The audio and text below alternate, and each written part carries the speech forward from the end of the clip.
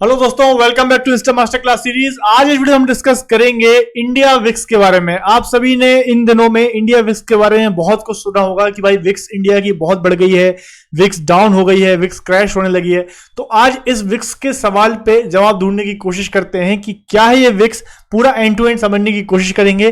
कैसे आप ट्रेडिंग में इसका यूज करके बेस्ट तरीके से स्ट्रेटजीज को अप्लाई कर सकते हैं और ऑप्शंस में इसका क्या यूज है, एंड टू एंड समझने की कोशिश करते हैं इस वीडियो में। मेरा नाम सी रजत रावड़िया। वीडियो शुरू करने से आपसे रिक्वेस्ट है, चैनल को सब्सक्राइब कर लीजिए, बेल आइकन को क्लिक करना ना भूलें।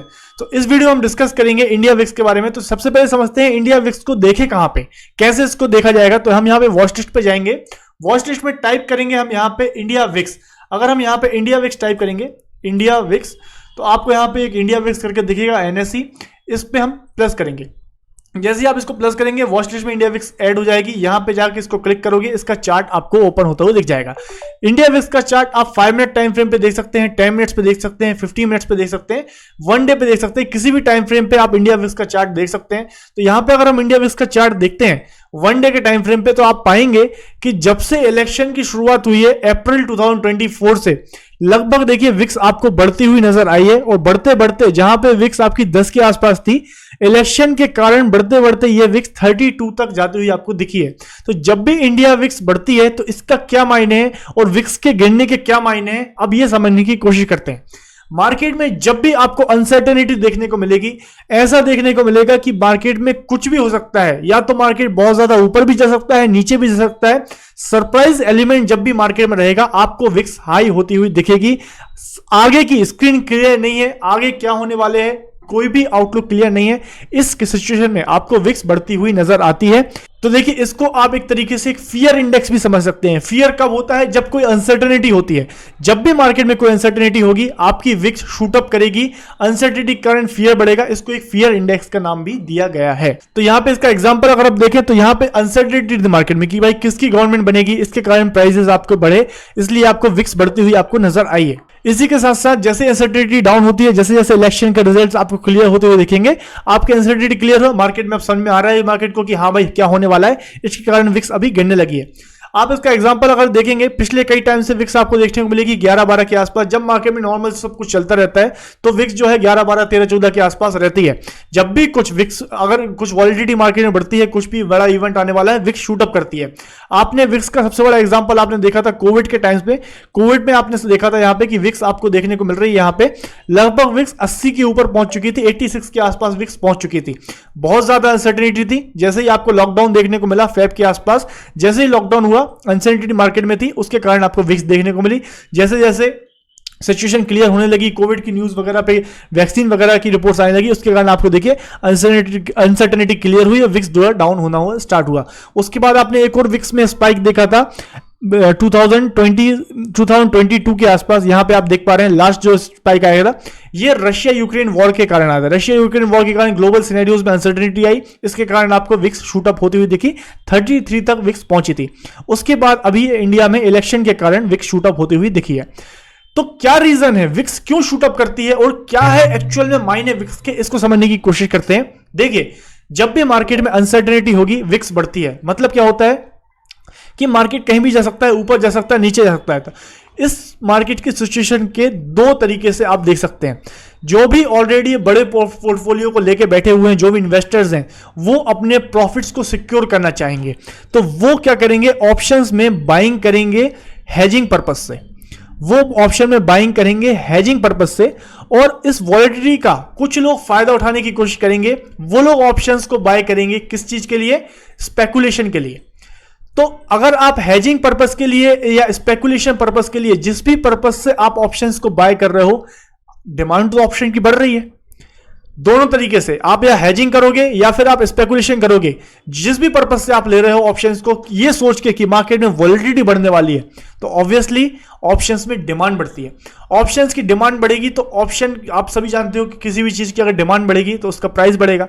तो ऑप्शंस की डिमांड बढ़ती है, कॉल और पुट की डिमांड बढ़ रही है, तो इसके कारण ऑप्शन के प्राइसेस बढ़ना स्टार्ट करते हैं। तो ये प्राइजेस इस वजह से नहीं बढ़ रहे हैं कि निफ्टी ऊपर जा रहा है या निफ्टी नीचे जा रहा है। हम जानते हैं निफ्टी ऊपर जाता है तो कॉल का प्राइस बढ़ रहा है, निफ्टी नीचे जा रहा है तो पुट का प्राइस बढ़ रहा है। इस वजह से ऑप्शन के प्राइसेस नहीं बढ़ रहे हैं। निफ्टी भले ही वहीं के वहीं है, बट ऑप्शन के प्राइसेस बढ़ रहे हैं। क्यों? क्योंकि एक डिमांड है मार्केट में, कुछ हो सकता है उसकी उम्मीद में, या तो हेजिंग पर्पस से या स्पेकुलेशन पर्पस से ट्रेडर्स ऑप्शंस को बाय कर रहे हैं, जिसके कारण ऑप्शन का प्राइस हो सकता है कि नॉर्मल सिनेरियो में आपको एट द मनी ऑप्शन 100 रुपए पे देखने को मिल रहा है, बट अगर अगर वॉलिटिलिटी बढ़ती है जिसके कारण विक्स बढ़ती है, तो हो सकता है उसी दिन वह ऑप्शन आपको 100 का नहीं 200 रुपए का देखने को मिले। और हमने देखा है कि अभी जो ऑप्शन हमको 1-2 महीने पहले, जिस एटीएम ऑप्शन या ओटीएम ऑप्शन की बात करें, वो 1-2 महीने पहले हो सकता था वो हमको 100 रुपए का दिखता हो, आज वो ऑप्शन हमको 200 रुपए या 220 रुपए का दिख रहा है। क्यों? क्योंकि विक्स डबल हो चुकी है। आप विक्स जब 12 की विक्स देखते थे तब वह ऑप्शन आपको उस स्ट्राइक का उस एक्सपायरी में 100 रुपए का दिखता था, बट अब वह ऑप्शन उस स्ट्राइक का उस एक्सपायरी के उतने दिन पहले वही ऑप्शन आपको 220 का दिख रहा है, क्योंकि विक्स आपकी 12 से 24 पे चल रही है। ये वजह है। तो इसलिए ऑप्शन के प्राइसेस में डिमांड आती है, तो इसके कारण ऑप्शन के प्राइसेस बढ़ते हैं। ऑप्शन के प्राइसेस बढ़ते हैं, इस कारण से आपका जो है विक्स शूट अप करती है। तो ये आपको विक्स का पूरा लॉजिक है। इसके कारण आपको मार्केट में वॉलेटिलिटी देखने को मिलती है। तो आप विक्स को एक तरीके से एक फियर इंडेक्स की तरह देखिए, विक्स बढ़ती है, आप समझ जाएगी ऑप्शन में डिमांड आने वाली है, ऑप्शन शूट अप करेंगे। विक्स अगर क्रैश करती है, आप समझ सकते हैं ऑप्शन के प्राइसेस क्रैश करेंगे। भले ही निफ्टी कहीं पे भी जाए, ऑप्शन के प्राइसेस में आपको क्रैश देखने को मिलेगा। अब इसका फायदा क्या कैसे लिया जाए? एज अ ट्रेडर आप इस चीज का फायदा कैसे ले सकते हैं? चलो विक्स को ट्रेड करें। क्या आप विक्स को ट्रेड कर सकते हो? बिल्कुल भी नहीं। आप इसमें यहां पे बाइंग सेलिंग दिख रहे हो, बट आप अभी बाय पे क्लिक करोगे, देखिए trading is not allowed in India VIX. India VIX में ट्रेड नहीं होता है। इसको ट्रेड करने के लिए आप सोफिस्टिकेटेड ऑप्शंस स्ट्रेटजी का यूज कर सकते हैं। कैसे यूज कर सकते हैं? आपको अगर लगता है कि मार्केट में कुछ वॉलेटिलिटी आने वाली है, कुछ अनएक्सपेक्टेड होने वाला है, हो सकता है उससे इंडिया विक्स बढ़ सकती है, तो आप इस बढ़ती हुई विक्स का फायदा कैसे उठा सकते हो? आप ऑप्शंस को बाय करके चल सकते हैं।